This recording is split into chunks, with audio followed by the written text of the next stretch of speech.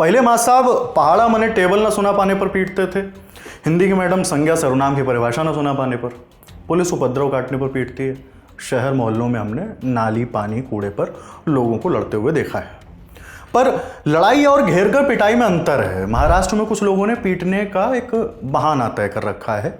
यह है कि आप मराठी नहीं बोलोगे तो पीटे जाओगे।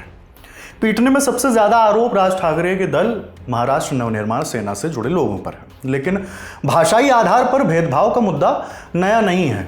साल 1971 की बात है। देवानंद की फिल्म जॉनी मेरा नाम रिलीज हो रही थी और दादा कोंडके की फिल्म आई थी सोंगाडिया। उन दिनों सोंगाडिया बहुत हिट चल रही थी। सोंगाडिया का हिंदी में मतलब बहरूपिया होता है। अब कहानी पर लौटते हैं तो सोंगाडिया हाउसफुल जा रही थी। एक हफ्ता बीत गया तो दादर में कोहिनूर सिंगल स्क्रीन थिएटर के मालिक ने फिल्म उतार दी। दादा कोंडके ने कहा कि फिल्म इतनी अच्छी चल रही है, भीड़ पहुंच रही है, तो आपने क्यों उतार दी? तो थिएटर के मालिक ने कहा कि अब देवानंद की पिक्चर आ रही है, इधर यही चलेगा। उन दिनों शिवसेना का शुरुआती दौर था।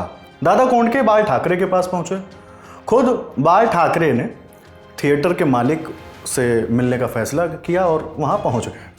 शिव सैनिकों ने थिएटर के मालिक को उठा लिया, फिर उसे धमकाया गया। इसके बाद जॉनी मेरा नाम का पोस्टर हटाया गया, सोंगाडिया का पोस्टर लगाया गया। उस वक्त बाल ठाकरे वहां मौजूद थे। तब लोगों के बीच एक स्ट्रॉन्ग मैसेज गया कि मराठी के लिए कुछ करना है तो बाल ठाकरे हर कदम में साथ देंगे। दादा कोंडके जो legendary director, producer, writer, actor हैं, वो जीवन पर्यंत के लिए शिव सैनिक हो गए।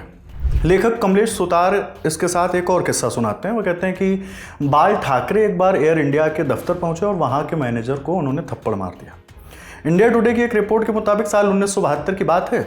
बाल ठाकरे एक मोर्चे का नेतृत्व कर रहे थे जो आज़ाद मैदान से नरीमन पॉइंट स्थित एयर इंडिया के दफ्तर पहुंचा। यह प्रदर्शन एंटी मराठी पॉलिसीज यानी मराठी विरोधी योजनाओं को लेकर था। बताया जाता है कि सेना के कार्यकर्ताओं ने एयर इंडिया के तत्कालीन चीफ पर्सनल को थप्पड़ मारे, फिर गिराकर लातों से पीटा और ठाकरे ने इस बात को स्वीकार भी किया कि शिव सैनिकों ने नंदा को पीटा था। नंदा वही जो चीफ पर्सनल थे। महाराष्ट्र की राजनीति के पीले पन्नों में ऐसे कई किस्से दर्ज हैं। राज्यों को समझने वाले कहते हैं कि बाल ठाकरे के वो तेवर राज ठाकरे ने अपना लिए और उद्धव की शिवसेना इन मुद्दों पर नरम पड़ गई। ताज़ा मामला महाराष्ट्र के ठाणे का है, जहां एक महिला ने मराठी के बजाय अंग्रेजी में एक्सक्यूज मी बोल दिया तो उसे पीट दिया गया। इससे पहले सोसाइटी के सिक्योरिटी गार्ड को, बैंक कर्मी को, ग्रोसरी स्टोर में काम करने वाले को, मोबाइल शॉप में काम करने वाले को मराठी ना बोलने पर पीटा गया। लेकिन कब तक यह जारी रहेगा? कब तक पीटने को आप अपनी संस्कृति मानते रहेंगे? कब तक सॉरी बुलवाने को आप अपने शौर्य का प्रतीक बताते रहेंगे? मराठी बुलवाने के हट से बेहतर है कि अन्य राज्यों से आए लोगों को संस्कृति से परिचय कराया जाए, पर लड़कर नहीं, डराकर नहीं। थप्पड़ों के खौफ की तमाम परिभाषाएं बहुत बेईमान हैं।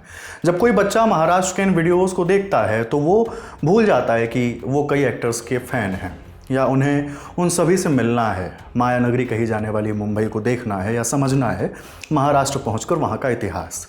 पर बच्चों ने अब धैर्य की डोरी पकड़ ली है। कहा है कि हम सीख सकते हैं मराठी, तभी जाएंगे जब सीख जाएंगे। बाकी मी आता मराठी बोलतो है, प्लीज़ मला मारू नका। शुक्रिया।